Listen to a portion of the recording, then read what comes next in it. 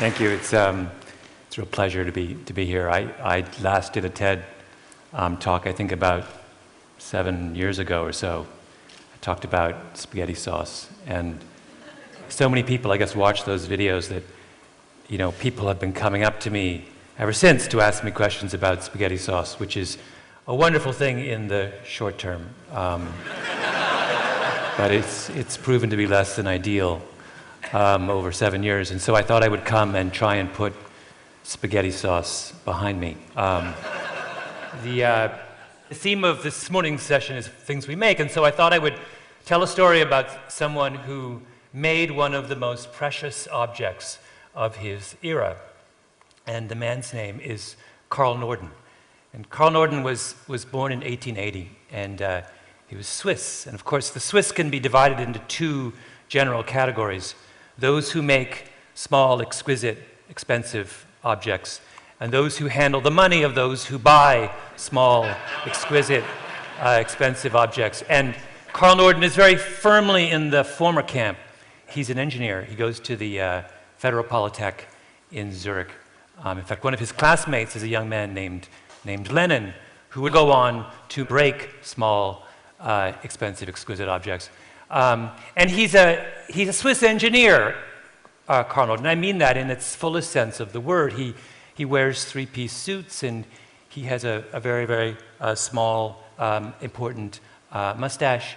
And he's domineering and narcissistic and driven and has an extraordinary ego, and he works 16-hour days, and he has very strong feelings about alternating current, and he feels like a suntan is a sign of moral weakness, and he drinks lots of coffee, and he does his best work sitting in his mother's kitchen in Zurich for hours in complete silence with nothing but a slide rule.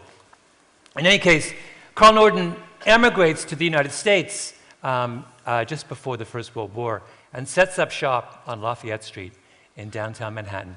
And he becomes obsessed with the question of how to drop bombs from an airplane. Now, if you think about it, in the age before GPS and radar, that was obviously a really difficult problem, right? It's a complicated physics problem.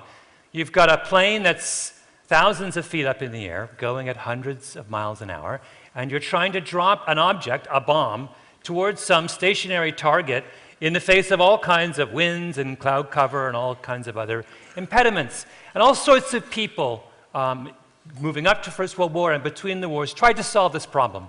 And nearly everybody came up short. The bomb sites that were available were incredibly crude. But Carl Norden is really the one who cracks the code. And he comes up with this incredibly complicated device, weighs about 50 pounds. It's called the Norden Mark 15 bomb sight. And there's all kinds of levers and ball bearings and gadgets and gauges, and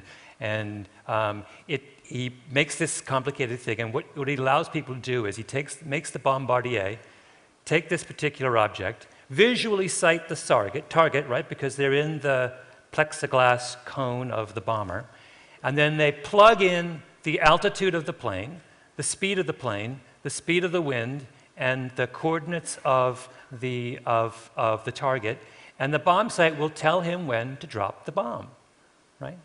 And as Norden famously says, you know, before that bomb sight came along, bombs would routinely miss their target by a mile or more. But he said with the Mark 15 Norden bomb sight, he could drop a bomb into a pickle barrel at 20,000 feet. Now, I cannot tell you how incredibly excited the US military was by the news of the Norden bomb sight, right? It was like manna from heaven. Here was an army that had just had experience in the First World War, right? Where millions of men fought each other in the trenches, getting nowhere, making no progress. And here someone had come up with a device that allowed them to fly up in the skies high above enemy territory and destroy whatever they wanted with pinpoint accuracy. And the US military spends $1.5 billion in 1940 dollars developing the Norden bomb sight. And to put that in perspective, the total cost of the Manhattan Project was $3 billion. Half as much money was spent on this Norden bomb sight as was spent on the most famous military-industrial project of the modern era. And there were people, strategists within the US military, who genuinely thought that this single device was going to spell the difference between defeat and victory when it came to the battle against the Nazis and against the Japanese. And for Norden as well, this device had incredible moral importance, because Norden was a committed Christian. In fact, he would always get upset when people referred to the bomb sight as his invention, because in his eyes, only God could invent things. He was simply the instrument of God's will. And what was God's will? Well, God's will was that the amount of suffering in any kind of war be reduced to as small amount as possible, right? And what did the Norden bomb sight do? Well, it allowed you to do that. It allowed you to bomb only those things that you absolutely needed and wanted to bomb. So in the years leading up to the Second World War, the US military buys 90,000 of these Norden bomb sights at a cost of $14,000 each, again in 1940 dollars. That's a lot of money. And they train 50,000 bombardiers in how to use them. Long, extensive, months-long training sessions, because these things are essentially analog computers. They're not easy to use, right? And they make every one of those bombardiers take an oath to swear that if they're ever captured, they will not divulge a single detail of this particular device to the enemy, because it's imperative the enemy not get their hands on this absolutely central piece of technology. And whenever the Norden bomb sight is taken onto a plane, it's escorted there by a series of armed guards, and it's carried in a box with a canvas shroud over it, right? And the box is handcuffed to one of the guards. And it's never allowed to be photographed. And there's a little incendiary device inside of it, so that if the plane ever crashes, it will be destroyed, and there's no way the enemy can ever get their hands on it.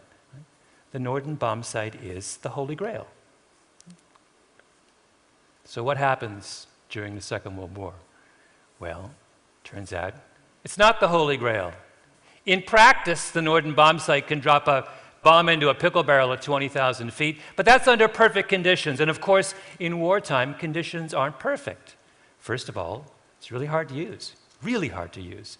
And not all of the people who are, of those 50,000 men who are bombardiers, have the ability to properly program an analog computer. Secondly, it breaks down a lot, right? It's full of all kinds of gyroscopes and pulleys and gadgets and ball bearings, and they don't work as well as they ought to in the heat of battle. Thirdly, when Norden was making his calculations, he assumed that a plane would be flying at a relatively slow speed at low altitudes, right? Well, in a real war, you can't do that. You'll get shot down. So they start flying them at high altitudes, at incredibly high speeds, and the Norden bomb sight doesn't work as well under those conditions. But most of all, the Norden bomb sight required the bombardier to make visual contact with the target. But of course, what happens in real life? There are clouds, right?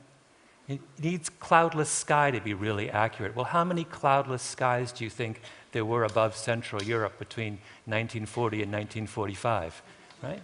Not a lot. And then to give you a sense of just how inaccurate the Norden bomb sight was, there was a famous case in 1944 where the Allies bombed a chemical plant in Leuna, Germany. And the chemical plant comprised 757 acres. Right?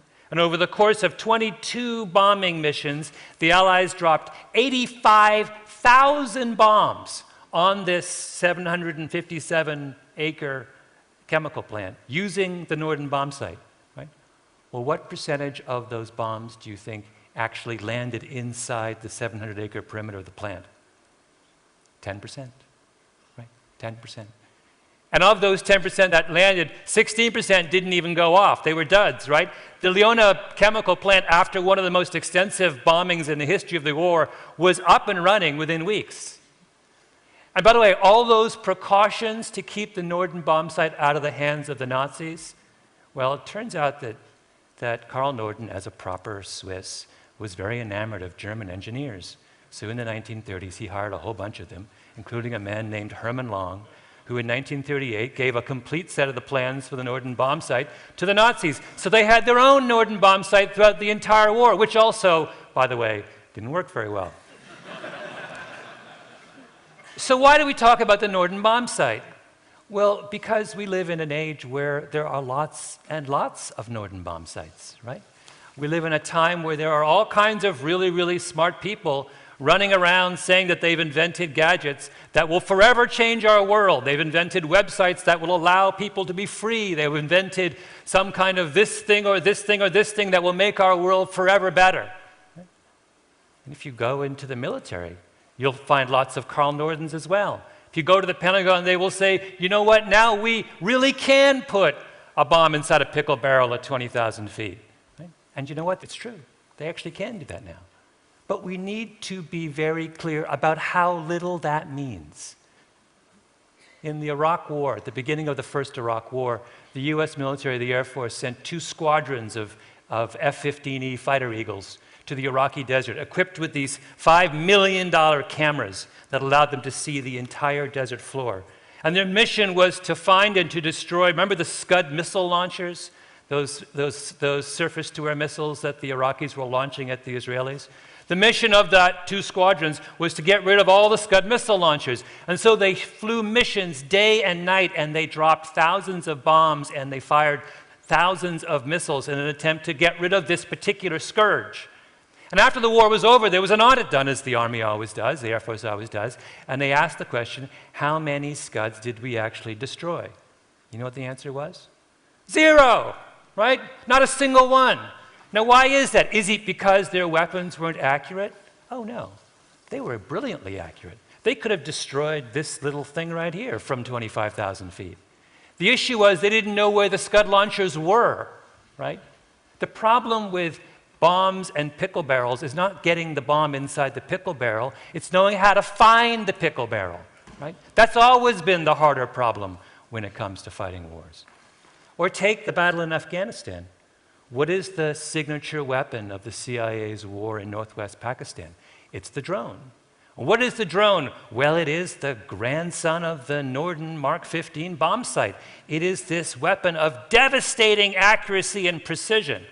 And over the course of the last 6 years in northwest Pakistan, the CIA has flown hundreds of drone missiles and has used those drones to kill 2,000 suspected Pakistani and Taliban militants. Now, what is the accuracy of those drones? Well, it's extraordinary.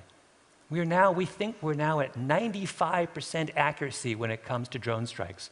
95% of the people we kill need to be killed, right? That is one of the most extraordinary records in the history of modern warfare. But you know what the crucial thing is? In that exact same period that we've been using these drones with devastating accuracy, the number of attacks, of suicide attacks and terrorist attacks against American forces in Afghanistan has increased tenfold. As we have gotten more and more efficient in killing them, they have become angrier and more motivated to kill us. I have not described to you a success story, right? I've described to you the opposite of a success story. And this is the problem with our infatuation with the things we make. We think that things we make can solve our problems, but our problems are much more complex than that.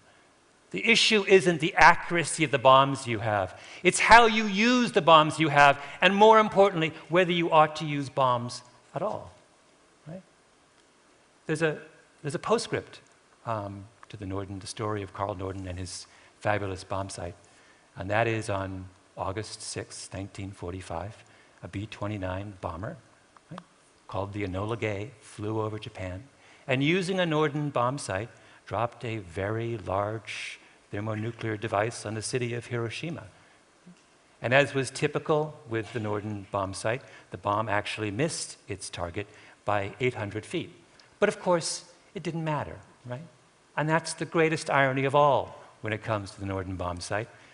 The Air Force's $1.5 billion bomb sight was used to drop its $3 billion bomb, which didn't need a bomb sight at all. Meanwhile, back in New York, no one told Carl Norden that his bomb sight was used over Hiroshima. He was a committed Christian. He thought he had designed something that would reduce the toll of suffering in war. It would have broken his heart. Thank you.